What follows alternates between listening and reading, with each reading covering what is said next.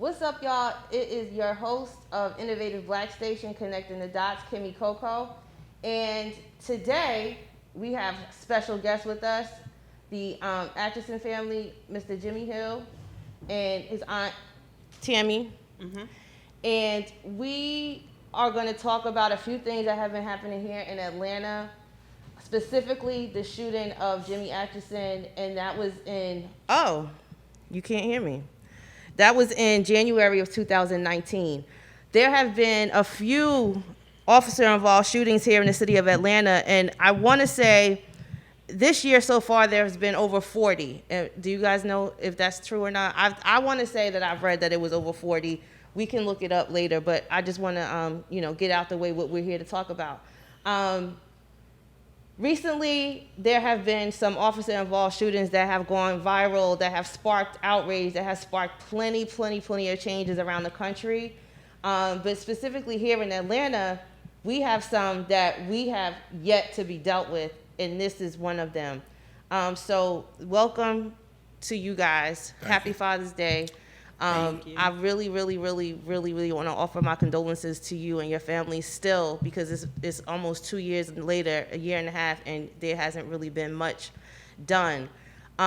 So if you will, tell us about him as a person, because that's what's important, right? We see over and over again where the police call themselves the judge, the jury, and the executioner at the scene of a crime, and that's what we're trying to stop from happening. So we need to humanize these people, because their judgments will not overshadow the people that they really are. We don't want to let that happen. So I saw, when I looked on the internet and people were talking about him, that he was rapping. Yes. And I was like, okay, hip-hop community, where you at? Where you at? Where you at? We need to hear y'all voices and stand up and find out what's going on. So tell us about what he was doing. Well, Jimmy, he was on his mother's side, he was the only boy of 8. He had 7 sisters. Wow. And they were like his protector. Like, he was a spoiled one. He was the first one to have kids. And he was just a lovable person. He was a joker. He liked to joke. Rapping was his life. Like, he would get up in the morning, beating on the wall, like he on a mixing machine, making beats. And it just wakes everybody up in the house, and you'd be like, boy, please stop making that noise. It's too early for that.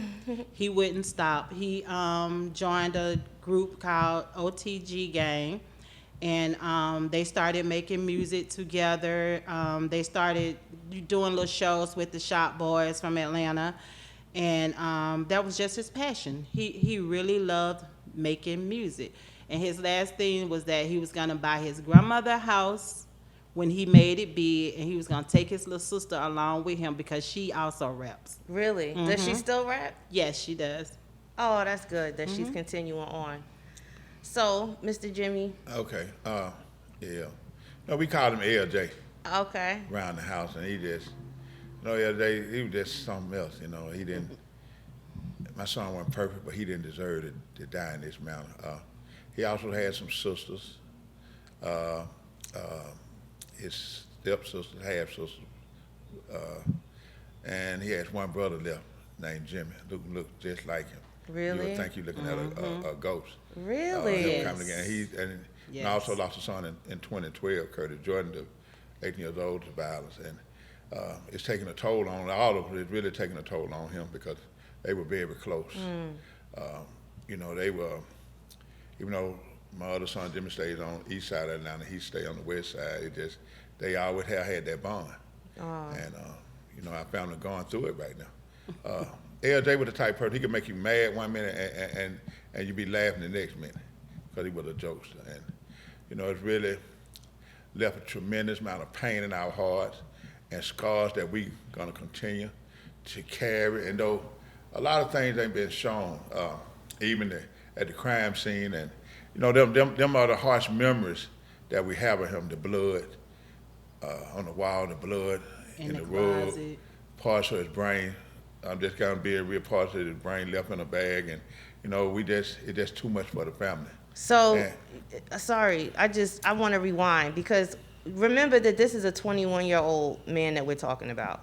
And for many of us, 21 is when you're like, getting to find out what you're going to do as far as your career. You're going to college. You're just trying to figure life out. So take us, the day that all of this happened, what led up to this? What led up to from the beginning? Like, how did this all start? Well, it started by a young lady saying that Jimmy robbed her for her cell phone. City of Atlanta came out. They did an investigation. They talked to the witnesses. The witnesses made their statements that Jimmy never robbed her. Jimmy never had a gun at her. Jimmy did not take her cell phone. She let Jimmy use the phone, and he walked off with the phone. She waited 2 days later to go down to take the warrant out and saying that he robbed her. When we got the police report said that there wasn't enough evidence to pursue. They were still investigating it. So they didn't tell. So you guys just like didn't know anything about this No. this armed robbery. No. You didn't know that there was some girl that's accusing him of stealing the phone. We didn't know anything. The police came to my mom's house looking for Jimmy. They told us they was looking for Jimmy for failure to appear. They didn't say anything about a armed robbery. They didn't say anything about a gun or none of that. It was just a FTA. So the warrant that they had was for my mom's house. Mm-hmm. However, somehow they end up going to his at the time, his baby mama's house, and that's where he was. And when they, came in, he had 2 small kids in the house with him. His son, which wasn't even 1, and her daughter may have been about 2 or 3. He put, being scared and trying to protect the kids, he put the kids under the bed, and he jumped out of the window and ran. They chased Jimmy. They chased him into, he runs into a friend of ours' house, hid in the closet. They chased him. They went inside the apartment. One officer told him to come out of the closet. The other officer told him, "No, don't move." So with them saying 2 different things, he comes out of the closet with his hands up, and the officer said that he felt like he had a gun in his hand. Now this 7 a.m. in the morning, broad daylight, 4 officers in a room, 1 gunshot to his face. Now, if an officer feels threatened, you're going to get more than 1 gunshot. Because when you shoot, that's going to trigger the other officers to shoot. Right. And so there was 1 gunshot? 1 gunshot. Mm-hmm. Go ahead, I'm sorry. Okay. One other thing. The girl who actually took out the warrant, she waited 2 days. She was upset because she knew my son might have knew the guys who had actually robbed her. Right. And she was upset, and that's why she waited 2 days later, and she wanted somebody to pay. And so my son Jimmy was the closest thing near, and her friend who introduced her to Jimmy had came forward, Lynn McPaxton. She came forward, and she's told her, she's on video telling my lawyer, our lawyer interviewed the case, and sent investigators out, and she spoke, and she said she had told police over and over, because she's crying and she'd hurt, and she said she should have never introduced them to each other. She felt like it was her fault. And she felt like it was her fault. And so so what happened is that she's coming, and she said because Atlanta police, after she told them what happened, they didn't want to hear. They just wanted to just do something, and because of their sloppiness and their carelessness with the warrant, and my son is dead today. We keep seeing this over and over and over again, where it's like they're just so careless. It's like, and this has been going on since I was young. Like, you made us chase you, so now you're gonna pay. Like, right. That's not the way it's supposed to be. As a police officer, you're supposed to bring the people to jail, if worst case scenario, and let the trial, the jury, the judge, the people, decide what this person's fate is. You don't, at this crime scene, determine that this person deserves to have a death sentence, especially when the person is unarmed. And that's the key word that we keep hearing in all these cases. These people are unarmed. So what force are you matching? What force are you matching as a police officer to say, like, oh, okay, you made me chase you? And back when I was growing up, when it was like a really, really, really, the drug scene was really, really bad on the street, And it's like, oh, if you make us chase you, we just gonna beat you up. That's just what they did. Like, we knew that. I mean, you know what I mean? Like, and we accepted that. And I'm kind of upset that we did, because we should have been, as a community, trying to make these people be accountable for the things that they were doing for years and years and years and years. Because now it's like they feel like, you want to say something, sister? Go ahead. The mic is right there. Now it's like they're just like, oh, you know, I'm a cop and this is a part of our culture. What we do is whatever we want to do. Go ahead. And what it is more so a scare tactic. Yeah, intimidation. If the police beat you and make you become submissive to them, yeah, they can come into the communities and do whatever it is they want to do. They know that if we come into these communities, we know that by us wearing these badges and us carrying these guns, they're going to do what we want them to do. And that's not right. So after this happened, I saw this on the news and I was just like, oh my God, you know, every time you see it, it's like, not again. And God bless you guys. Thank and you. I want to send a message to the young guys and the young ladies in the community. At the end of the day, this is who is going to be there for you, your family. The people that are on the street and your friends that you hang out with, they're not going to always be there. These people have been on this case for over a year now. It's not. I was with Monteria yesterday, and her son Jamarion was killed by the police 4 years ago. This is not something that happens and you're just like, oh, the Justice Department, the laws, they're going to take care of it. It's not. You have to have boots on the ground. You have to have people. This story has been on the news. This story has been on BET. They had the show Cop Watch America. The activists have been involved. You know, we had on our show a few months ago, Attorney Griggs was involved. There have been several attorneys involved. They have gone to the district attorney, the mayor. Like, it's sad that you have to continue to do this. So at this point, with all this exposure, they still do not have any answers. I did see where the police that were involved in this were a part of a task force with the FBI, and Atlanta police has since said that they no longer are going to be a part of that task force. Right. So why they were in the first place, I don't know. I don't understand how all that stuff works and who makes all those decisions. Maybe you can shed some light on that for us. It's crazy to me because when we spoke to BJ Pak, the federal attorney general, BJ Pak. BJ Pak, yeah.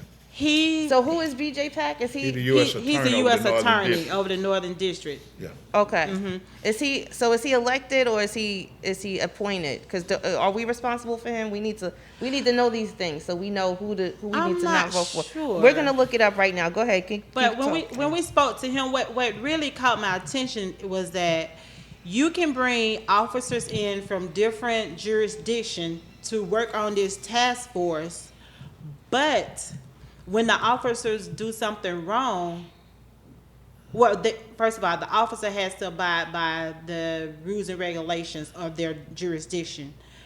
But when something like this happens, it eliminates the federal government. Wow. You know, it falls back on the city of which that officer works.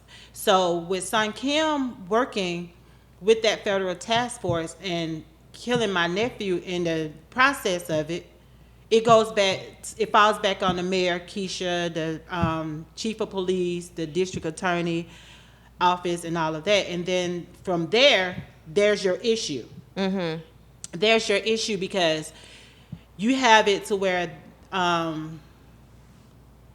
police officer makes a statement to the City of Atlanta Police Department of what happened. That statement, they make a audio statement, the face-to-face statement, and a written statement. The district attorney only gets the written statement.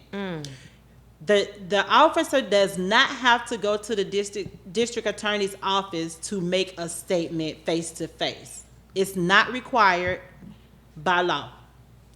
So that what makes a lot of these cases so hard. That's why a lot of these cases are still sitting on Paul Howard's desk, is because you have a mayor and a police chief that will not make it necessary for these officers to communicate with the district attorney's office. I don't agree with that. This is one city. We should be a whole. It shouldn't be the mayor can do what she want to do or the DA can do what he wants to do.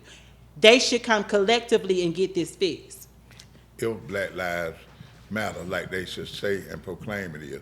You know, back to what Tammy had stated, you in a room, my son was scared.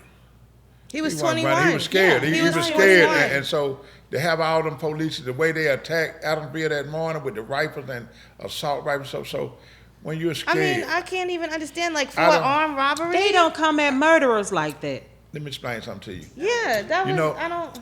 You know why my son was scared? Because I've been in that position before. I done been in that position to where how they jumped on me and kicked me, knocked my teeth out and kicked me in the face and choked me to where I had pissed in my clothes and I was handcuffed laying on my stomach. And I was like George saying I can't breathe, and the more I said I couldn't breathe, the more they choked us. So back then we accepted that. Yeah. And we accepted that, and just we didn't know that we weren't paying too much attention like police brutality. My son was scared. My son was scared, and you got 4 officers in the room. 4 officers in the room. And 3 of them telling you to come out with your hands up, and the one who killed my son Ken hollering, don't move, or I shoot. And one shot, one kill shot. If any one of them, if one officer felt threatened, all of them felt threatened. And they would have been so many bullet holes in my son that we wouldn't have been able to count them. So why was it only one kill shot? Why was it only one kill shot? And I got to say this. You know, it's time for Atlanta mayor. People, I'm gonna just be real. People continue to look at Atlanta Mayor Keisha Bottoms. I'm just gonna be real. She had took our family through hell. She played so many political games with our family. From the very first beginning, from the candlelight to whether she called the officers to squeeze us in and trying to provoke us, and we had kids. And the only thing we were doing was a peaceful protest, justice for them. And they squeezed us in so much, they kept bringing the gate, squeezing us in about part of the protesters with kids, to where we had to leave because we didn't want the kids to get hurt. This was what they call downtown City Hall the Super Bowl part or whatever. Super Bowl. So this happened around the time of the Super Bowl, am I right? Super Bowl, Super Bowl week. So when this all happened, the city of Atlanta, they were getting ready for the Super Bowl. Yeah. And in preparation for the Super Bowl, a few things were happening around the city. One thing they did was they tore down Colin Kaepernick's mural right here around the corner. Another thing they did was they started sweeping things that were going on in the city under the rug. That's right. Exactly. Remember, it was a shooting a week before Jimmy's with Keisha Lance. So we talked about that, Derek Price. and I've not heard anything about that since. Derek No. Price. And it really is up to, like I said before, it really is up to, and this is sad, it's really up to the family. It's up to the family because they'll sweep it under the rug and you'll never hear about it again. It's up to the family, and that's why I continue to salute you guys, because you have stomped this yard and stomped the ground in this city for over a year now. And it takes a lot of energy because you constantly have to relive this situation. Yes. You constantly have to tell this story. And when I went to the protest yesterday and I saw you and you were crying, and I'm like, this is torture.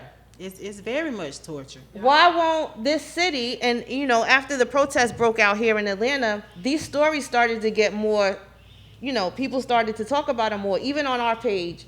Follow us on Instagram on CTD_ATL because we share these stories all the time.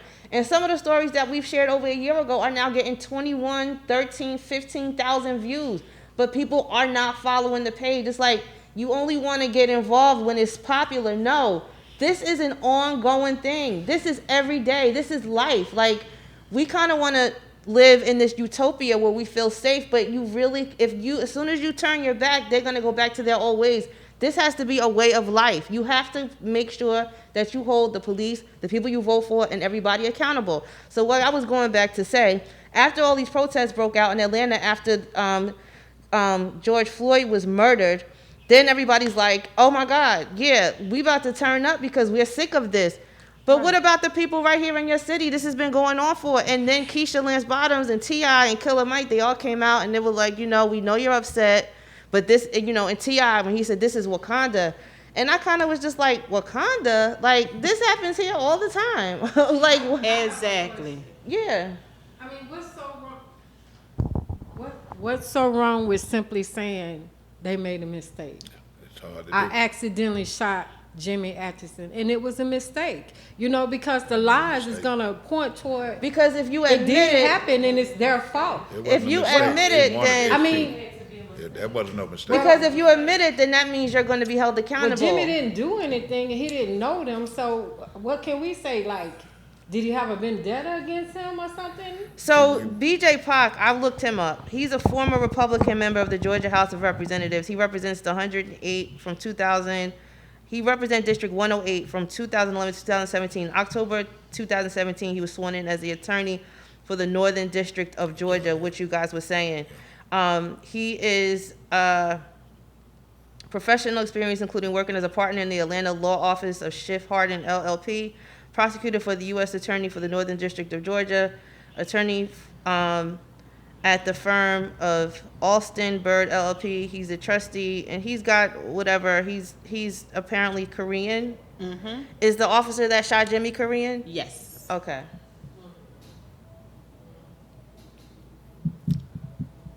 I want to know why why Atlanta Mayor Keisha Bottom and Paul Howard can't have a meeting with our family face to face. So they've never met with you.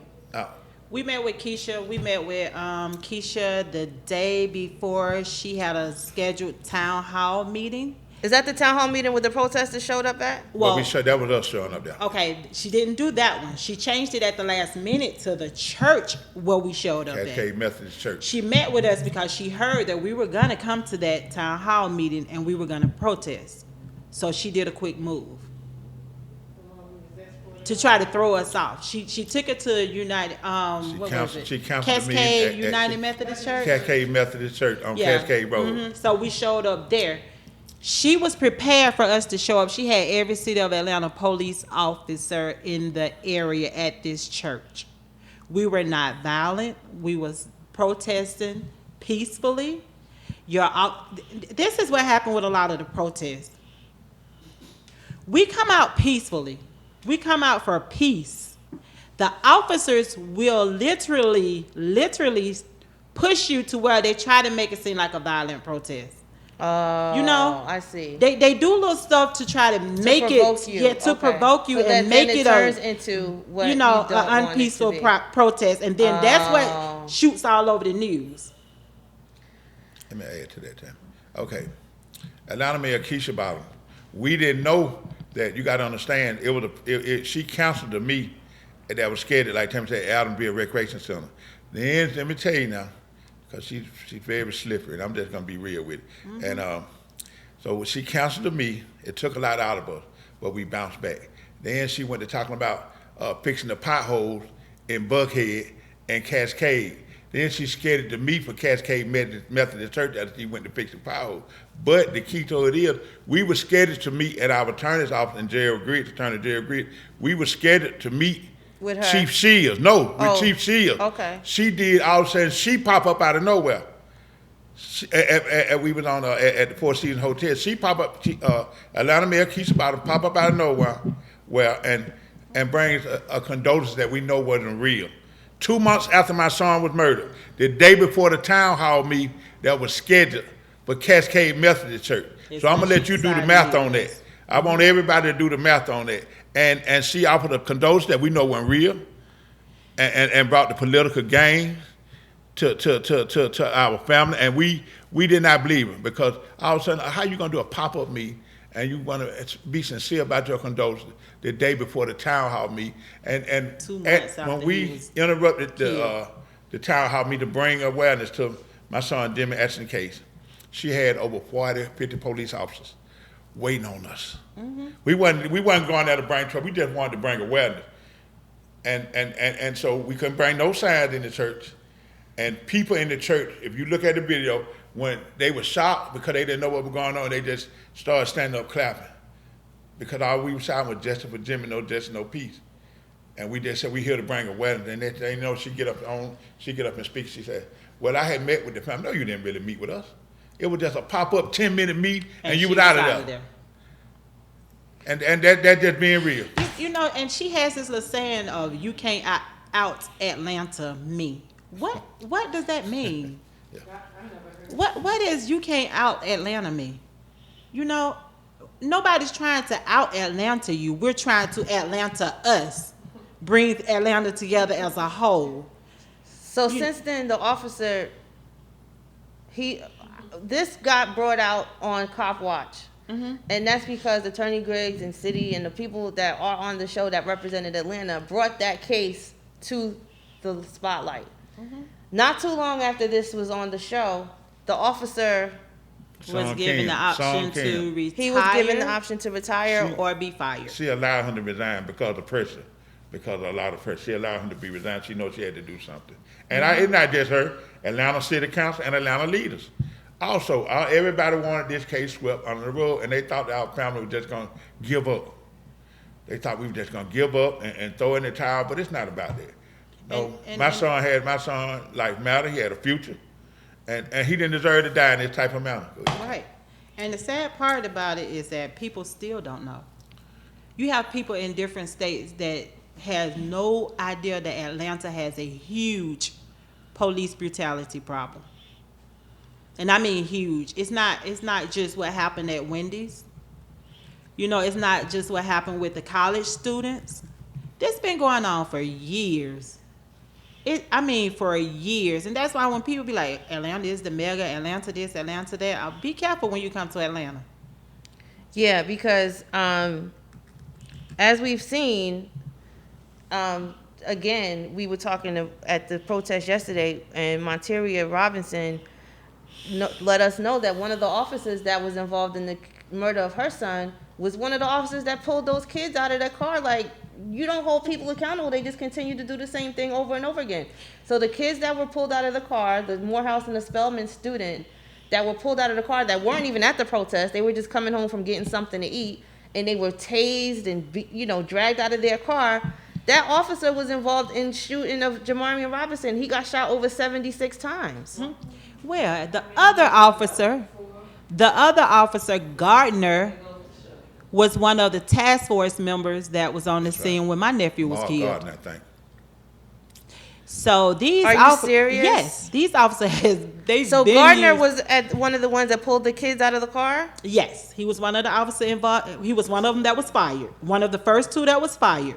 One of them was Jamarius Robinson's case, and the other one was, he wasn't in the apartment when my nephew was killed, but he was on that task force on the scene when my nephew was killed.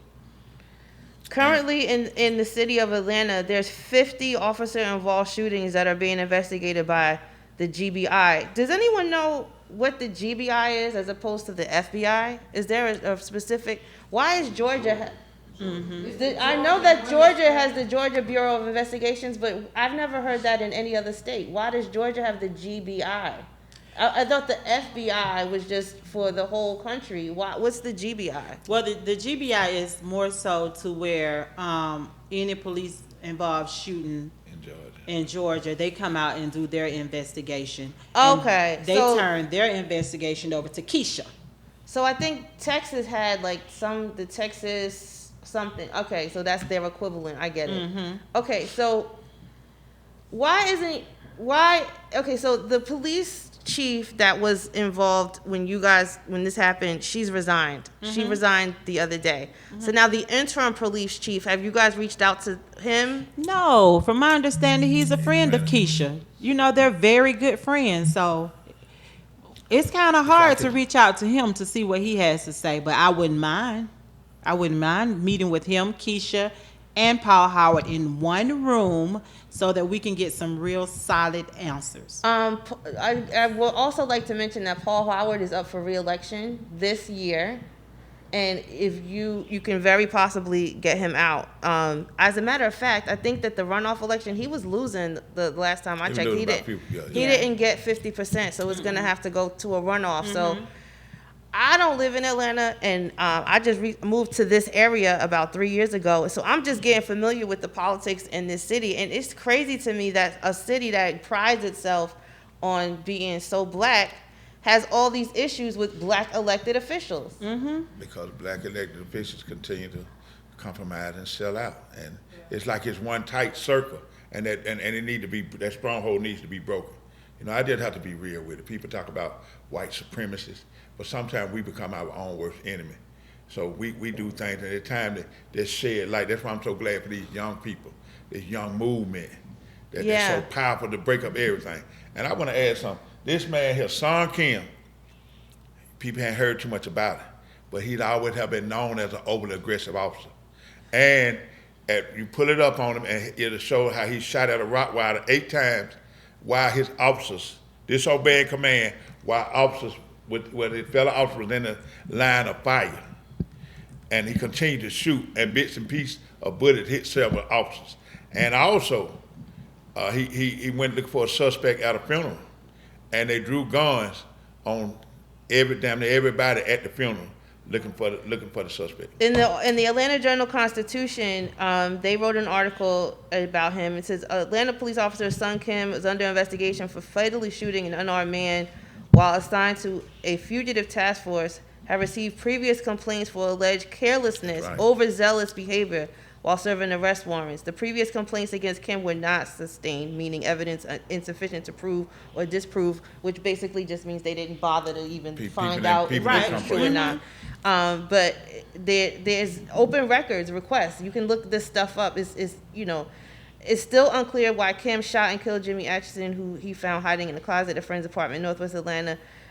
Armed robbery, blah, blah, blah, blah, blah. He joined APD in 1993, and at that time, he's been subject to 2 citizens' complaints, 6 internal investigations. He was orally admonished in 1995 for his conduct and appearances as court witnesses again in 1996 for improper operation of a city vehicle. This is ridiculous. Like, I can't work at a job and have all this stuff. When I go to a job, and they check, you know what the first thing they're going to do? They're going to call my old job. They're going to check my social security number. And even if I'm bad with my spending habits, I might not get a job. And that's what the thing is. If my credit is bad, if I'm bad with handling money, I'm not going to probably get a job at a financial institution. The only thing we're asking is for you to have the same qualifications for police officers and the people that have your life literally in their hands. So why is that so hard? And I don't understand why, if this cop was for all these years and have all these complaints, and then you get to the point where you say, okay, resign so that you don't make us look bad. So, but somebody's dead. Like, what? I applaud you. I pray for you. I hope that the Holy Spirit leads these people to be convicted to do the right thing. But until then, we have got to continue to make these people listen. We have got to continue to make these people hear us, and we have got to say their names and make these people be held accountable. This is just like, I only can use my voice because, like, I don't know what else to do. But if everybody does that, imagine how powerful that could be. I'm sick of people looking for celebrities to do everything. I'm sick of everybody looking. Speaking of which, your son was a part of the hip-hop community. Have any rap or hip-hop artists come out and done or said or helped or brought any awareness to this case? I can honestly say the Shop Boys, they've walked with us. What's I've been to several Parlay no protests mind. with Lil Scrappy, Lil Baby, and Ludacris. and I can't think of the guy, NBA Young boy? star for the Chicago Bulls. He was there. He was there also. Oh, good, yeah, good. I mean, he was that one. It was just a protest, but the way they spoke, and they were just showing the realness because they introduced all our families. Good. And they spoke on this matter. See, we have too many people that's in black entertainment. The black church continue to remain silent because I guess they're afraid the federal feds will take their you have to be careful when it comes to politics in the church. politicking with them because they accepted the 501. 501c3, yeah. C3, and federal government will snatch it. So then you got black entertainers afraid to lose their endorsement. So people tiptoe around certain things. You may see black entertainment speaking on this, but you barely see some of them coming out speaking against police brutality. So a couple of weeks ago, when we saw what happened to Rayshard Brooks and his family, the speed. The speed. Why do you think that was? Do you think it was because people really went out and just started burning shit down? From what we hear, is because it happened on camera and it was caught live, and that's the difference between Jimmy's situation and Rashad's situation. And my heart goes out to his family. Absolutely, my heart goes out to everybody's all of the family. But I'm just somewhere. as a lay person, as a outsider, and you look and you see how these cases are all handled differently, but they all fall under the same to me. And it hurts. It has to. It has so bad, and that's what people don't understand. Oh my God! It really. This is the part that really almost bring me to tears, because it makes you feel like one life mattered more than another life. That's what it looks like. Instead of all lives mattering, all black lives mattering. But I don't want you to feel like that. You know why? Because I've seen people in Minneapolis. What was his name? Philando Castile got killed on live Facebook, right, in front of everybody, and it took forever. And those cops got off. So I don't want you to feel like it was because they saw that. That's bullshit. It happened because of all that's going on and how tense it is and how people started burning shit down. That's why. And how they started rioting and looting. That's why.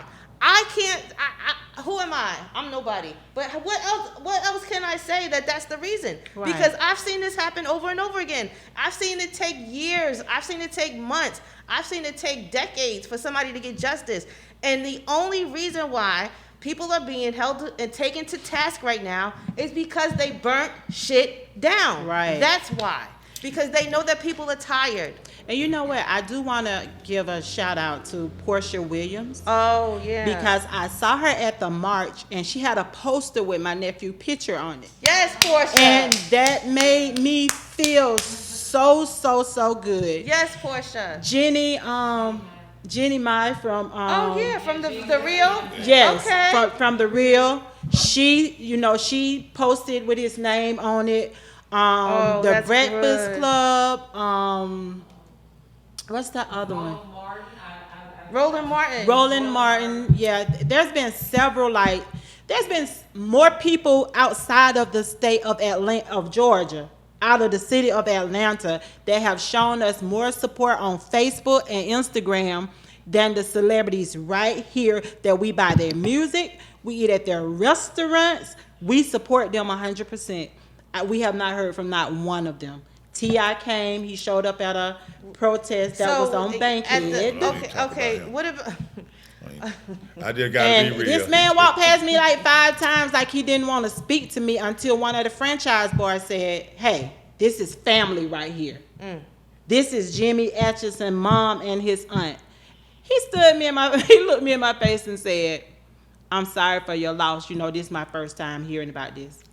I didn't want to call him out and tell him you a lie. We sat at a table with you on speakerphone, and you said you don't want nothing to do with this, no part of it. After Jimmy's death, I personally got on Instagram and tagged T.I. Everybody did. People tag T.I. on my page on Connecting the Dots all the time so that he can be made aware. Yeah. I went to a rally. You guys, I think, were there. I know you were there. And we were marching, and he showed up in the middle of the march, got dropped off in the middle of the march, and then came with us to the Capitol building. Oh yeah, I spoke that day. Yeah. Okay, and then he just said that he was there because he cared and he was concerned. Oh, that's a lie. So I'm just saying that's what he said.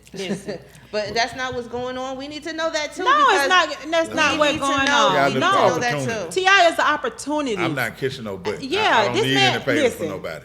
T.I. grew up on Center Hill off of Bankhead Highway. Mm-hmm. Same hood we from. Same crossroad we from. Same main highway we from. Never said a word. He said he from Zone 3. This happened in Zone 1. Zone 1 is the next street over, Martin Luther King Jr. Drive. What does that have to do with it? Zone 1, Zone 3. Come on. And I And want to I'm say gonna tell something. you, if Shorty Low was here, it'd be a different thing. And I want to say one more thing. You It'd be know, a different also thing. there have been people. Now, when we first started on this journey, there have been people in Atlanta, radio stations. I can't think of her name, and Maria different people Boynton. who risked their Their job. who risked their job to help us. Now, so we have had help from Yeah. certain people along the way, and I just want to tell them thank you certain activists. I had to bring this up because I heard Atlanta Mayor Keisha Bottom and several other people, and I heard Keisha Bottom call the Ahmaud situation a lynching. Okay, all these, I don't think we They're want you to do. all lynching. They're all lynching, but you sit here and you so concerned about the cases because you pick your words carefully. You're concerned about the cases that's gone viral, but you're not concerned about cleaning up your own backyard. See, that's my problem. So they let the officer resign, and so where is it at now? What's going on now? Like, what point are you at now? How close to you do you feel than you were when it first happened? At the beginning. Yeah, we had to still. We're at the beginning. I feel like I'm still standing in Allen Temple Apartments at the scene where my nephew was killed. No closer. No, I mean, at that point, that's where I feel like we are. We can't get the mayor to cooperate with the DA. You can't get the DA to cooperate with the mayor.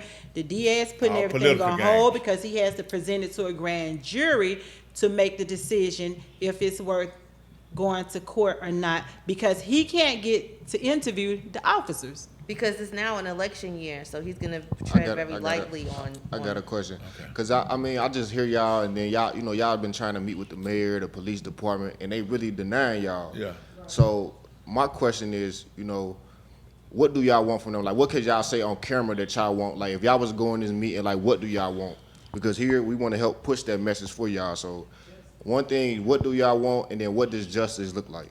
What I want, the first thing that I would like to see happen is for the mayor to make it mandatory for these officers to give a statement, not a written statement that they have in their office already, but to sit down with the district attorney's office and make their statement there so that they'll hear it from the person's mouth. You can write something on paper, it'll be totally different than what you're saying.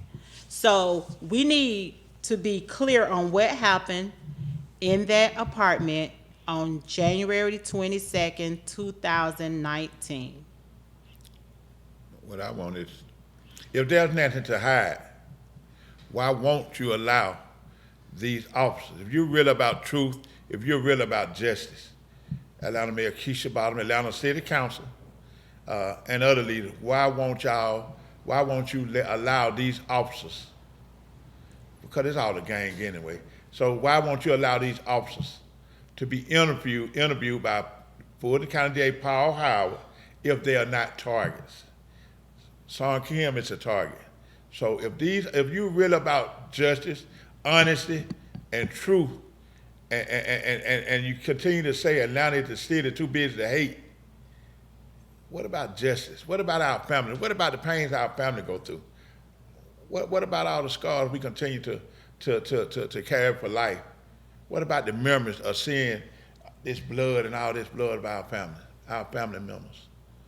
So if you really want to be about, and I got to say this because Martin Luther King quoted, everybody should have the right to live their lives free of fear and to be treated with dignity and respect. What was the dignity and respect when it comes to my son, Jimmy Atchison? So many people continue to use Martin Luther King Jr. name in vain, but so many people have strayed so far away from what Martin Luther King Jr. was about. Martin Luther King, two of the most things that he was against, racism and police brutality, what he continued to speak out about. But yet and still, Atlanta, the city too busy to hate, the birthplace of Dr. Martin Luther King, the cradle of the civil rights movement, continue to remain silent on these police brutality situations about young black men being murdered in Atlanta. I don't want people to resort to the tactics that they've been resorting to lately because, like you were saying, Dr. King was all about peace. Peace peace, peace, peace, peace. But the only way we're going to get peace is if people are treated fairly and they feel like they're being valued. That's the only way you can live in peace. But let's not forget, they killed him too. Yeah. So, like, I mean, he was nonviolent. So yeah. I got another question. So with y'all just being, you know, victims of this, how do y'all feel about everything that's going on with the looting? Because me personally, like looting, I always say like looting might not be the answer, but it's getting answers. You Yeah, feel it's me? getting. That's So I just right. want to I know, mean, as what somebody message are they that's been sending? experiencing this, how do Right. y'all feel about it, and do you feel like it's, you know, it's the right way? Do you feel like do you feel like it's a change right now? Because I feel like this is different. I feel like everybody on the same page finally, in a sense. Yeah, I feel like people are just tired, you know, and I also feel like it's an opportunity for people to do stuff and get things they're not able to afford and to get. They may be wrong. I may be wrong for That's saying that. I mean, But you know that's how I feel. It's like, and then when they say you burning down black businesses, that's what's insurance for. You're gonna be covered with your insurance. If you don't have insurance, then that was your fault. And they wasn't taking it personal towards black businesses. Y'all just happened to be in the area to where everything was happening. when in 1992, go ahead. I have something. Yesterday at the protest, the lady, the insurance agent, she said something that makes sense. And she said that all young black men should get $1 million policy on their lives, because if they keep taking lives like this, that puts the insurance company in a position where they're going to put pressure on them and bring a lot out and help stop this issue right here, because now That's it's true. about money, and they're going to get tired of paying out money. Or they have to have their pension. They have Yeah. to do something. The police union should say, okay, you were out of line, because everything that these police are doing are That's allegedly. the good old boy system. You in the South, and they stick behind that to the end. It's But not just the whenever KKK. whenever they're confronted, though, they say this is not police policy. That's what they said about the officer that shot Rashard. They Yeah, said but they that took that an wasn't oath his. of office when they became an officer. You know, the street don't take no oath of office. They take an oath of office to uphold the law, and that's what they're not doing. They're not upholding the law. They're using their badges to do the wrong thing, and that's not right. It's not right. Our cousin, your son, nephew, he should be here. He not here. He took his life. And that's not right. And we're going to fight as a family till this matter is put on the table, and they're going to take the blame for this, because they are the ones that did this. You know, not just Kim. They backing him, so they just as guilty as he is. That's how I feel. Well, Yeah. you know, law enforcement have, you know, if people look up the oath of the sworn oath of an officer, and one of the things it said is, I will have the courage to hold myself and others accountable for their actions. Now that's a sworn oath of law enforcement, but it seems to have been disappeared, and it seems that they're vanished in thin air. Jay Black, you mentioned that it felt different to you that this is going on, but when I was young, many moons ago, in 1992, there was an officer-involved shooting of a young man who had mental illness. There was a Korean store owner who shot a young girl. Her name was Latasha Harlins. And then they beat up Rodney King. The cops beat him up. And then, boom, LA was on fire. Mm-hmm. The whole city. It was nothing like this. This is like, okay. That's petty. This is Yeah. like, oh, okay, they broke in the store. They burnt up Wendy's. They burnt the whole city. They was like $1 trillion of damage in the city of Los Angeles. All because people got tired.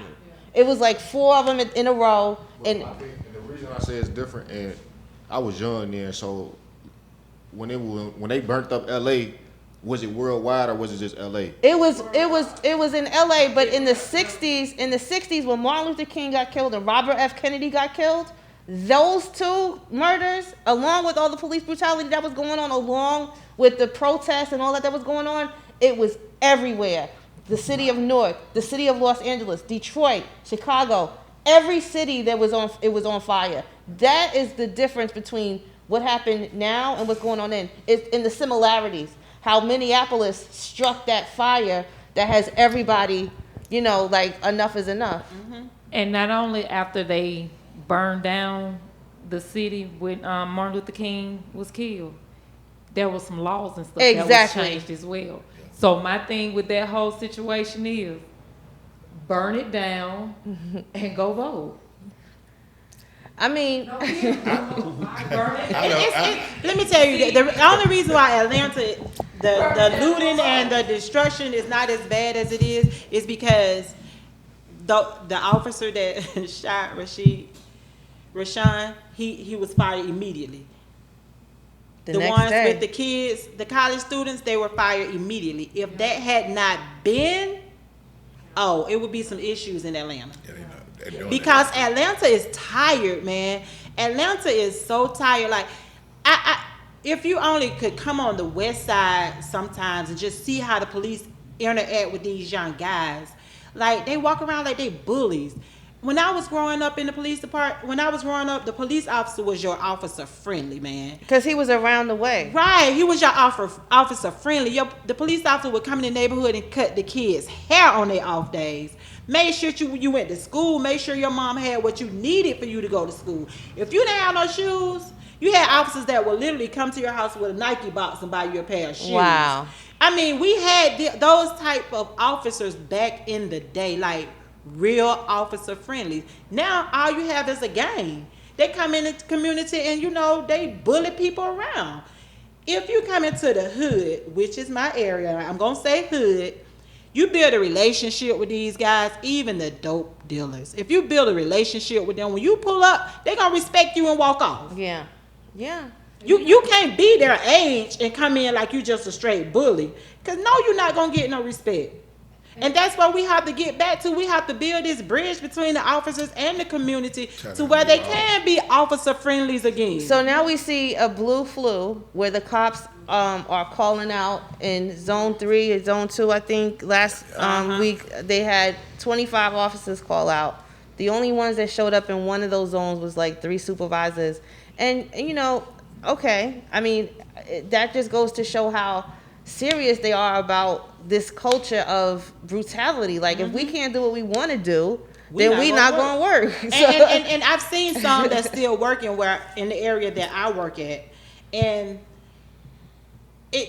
you have to think a lot of those are probably the bad cops. Yeah, so, but the thing is, like, Henry County is hiring them, Cobb County is hiring them, they're going to the Fayetteville, DeKalb, they're just, they're just moving from one place to another. And people, they actually have been local police departments that have flyers up. Hey, we're hiring, and we know what you're saying. We know what you mean. But if that's what it's going to take, okay, you get rid of them in Fulton County, and Fulton County builds this Wakanda that they say it is. And then we go from place to place because eventually we're moving toward a better culture, a better society. I hope. I mean, that's the hope that we have to all build in and build on. But until we get justice for these families, there's always going to be some animosity that people in the neighborhood are going to have. So we have to make sure that these people are held accountable.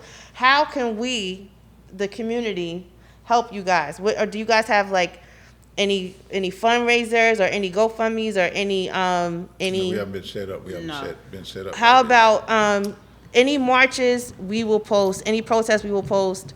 What do you want the community to do? You gave a phone number. Did you give the phone number yesterday? No, that was Monteria. Okay. Paul Howard's phone number. So who can we call? Who do we need to email? What can we do to help you? We need to email Keisha. We need to email Mayor Keisha Lance Bottoms to have her to have those officers to go to Paul Howard's office and give their statement. Because the only thing that that happened is what? Because that's another thing. There was no body cameras. No body cam. There was no body cameras. And so we need to make that be mandatory. Okay, that is mandatory. Well, since Okay. that happened, she did make it mandatory for all officers to wear their body cams. And if they turn them off, they get suspended the first term. Okay. And then the second time is termination or something, I think. Mm-hmm. So we are grateful for that because that literally, wearing the body cams really helped with those college students. Absolutely. Because if they had not had on body cams, who knows what would have happened? Rayshard Brooks, those body cams Rayshard Brooks gave us a different... Yes, yeah. gave different angles of what happened besides what people videoed. So we are very, very grateful for that. And we're hoping that it continues to save lives. But there's more that she needs to do. And also we should address the issue about when police officers in chases on foot suspects about addressing about how their body camera just all of a sudden falling off. So that issue really needs to be brought to light about, because I'm quite sure the company that produces those make those body cameras, They have a way to I'm secure quite them. sure it's an obligation. I'm quite sure they need to come together. We need to be focusing on that because too many officers are getting away with their body camera has fallen off. And I want to thank these people because we're at Black People Time, but I can see in these protests, in this revolution, a lot of white people getting tired too. And I really want to thank all these nationalities for coming together to fight against racism, to fight that's against what it's gonna take. police Yeah, brutality. it is. And I It's really gonna thank take them, and that. it's just so many people to thank. And this younger generation is so powerful and so fearless. You know, I just pray that some of these elder people who walk with King and can get with some of these, put their egos to the side and meet with some of these younger generations because they're so energetic and so full of courage and determination, and they ain't taking no prisoners. You know, and you know, I just really, you know, and I have to, before I even started everything I do, I thank God. I have to thank God because He's the one that gives us the strength. Amen. He Yes. gave us the strength to continue to Amen. hold on and press on. Amen. And I'm tired of seeing people get on TV, email Keisha Bottom and say, y'all burn. I don't agree with looting, but if that's what they got to do, that's what they got to do. I get on TV and worry about these buildings burning. What, them buildings can be replaced. What about all these black lives? That's right. What about our sons and daughters and sisters and brothers and nephews and nieces? What about all these lives can never be replaced? These buildings can be replaced. It seems like y'all are more concerned about these buildings and the images of a city than y'all are about these black lives. Well, she's also trying to run for vice president, allegedly. Yeah. Allegedly. Who? What? She might be in the running to run for vice president. So that's a whole nother story. But Thank y'all. It is. really we thank need y'all. you guys to tell us how can we follow you on social media so that we can keep up with what's going on and then, you know, get involved in the request for justice from the mayor. On Facebook, we have a Justice for Jimmy page. We haven't set it up on Instagram yet, but we'll do that today. I post on my page on Facebook. My page is Tammy Atchison Featherstone, and Jimmy page is Jimmy Hill. It's Jimmy J. Hill. Jimmy J. Hill. Yeah, 'cause my son So is Jimmy. we post constantly on our page. We'll post more on the Justice for Jimmy page. We are trying to put together some protests now. Our focus is on the mayor to demand that the officers make a statement to Paul Howard. So we really, really need that so that we can see what happened and to see if that's enough for Paul Howard to go ahead and charge Officer St. Kim. We really need everybody's help. We really need everybody's support. And we need everybody to register to vote. Yeah, we talk about that all the time. Maybe y'all listen to her. Yeah, let's make some changes, people. We got it. It's in our hands. Register to vote. Register to vote. Register to vote.